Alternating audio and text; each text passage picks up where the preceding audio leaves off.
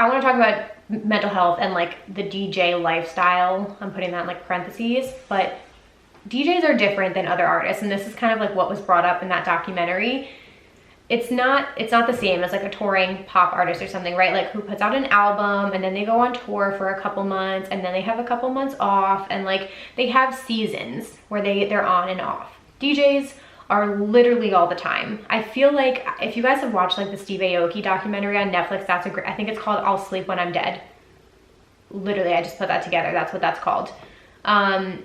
It's unreal. I feel like there's kind of this like thing with DJs where like they try to play the most shows that they can in a year, or they're always booked and busy, but it's all the time. And it's like a nightlife job. They're working into very early hours in the morning, very long sets.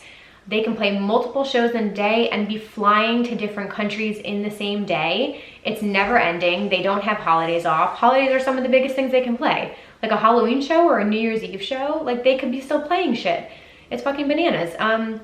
Every day of the week. You can go to Las Vegas and have a party every single fucking day of the week. So it is never ending for them. And I'm like, just to like lay things up here, I'm like a grumpy ass bitch when I don't sleep for one fucking night. Like you need a normal sleep schedule. So I literally cannot imagine how fucked up their sleep schedules are, which can definitely be detrimental to your physical health, let alone your mental health. And not having a break, or like constantly being on the road or constantly traveling. Like again, I'm not a good traveler. I don't know how they do it. I do not know how they're on a plane all the time. It's like the constant pressure to always be going, to always have something to do. And it's year round. And like, the other thing I wrote here is how do you have a family with this life, right? Like that's got to be a huge question on some people's minds.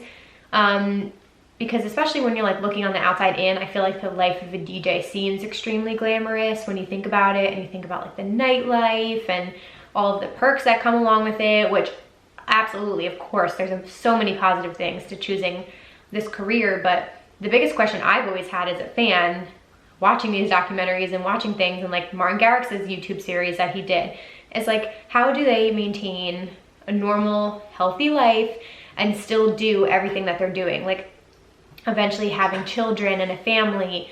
How do you find that balance? Because it seems to be that they don't, or it's difficult.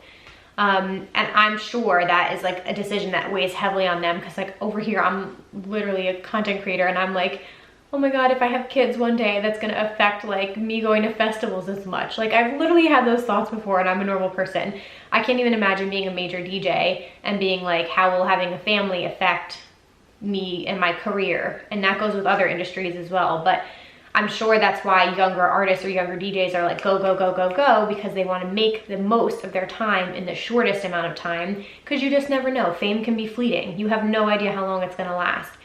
So all of this adds up to very extreme highs and lows for DJs in particular.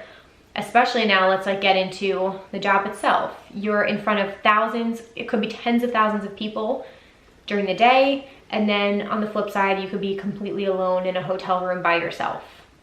You might have a very small, tight circle of people that are around you, but it appears to be that you have all these friends and things like that. So it's like very high highs and very low lows. And I feel like that can be a really isolating career at the same time. So it just is, it's a lot. It's not for everybody. It's definitely not for the faint of heart.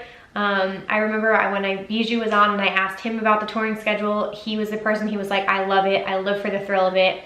He's like, I can't wait to travel again. I think there's totally people like that. And again, it depends on like your age and where you are in your life too. I'm sure it's going to change like as you get older and things like that, but it's not easy. Definitely not cut out for everyone. The nightlife experience in its own, I'm going to get into that. Being around certain substances or different influences can be a huge thing that can be detrimental to your health.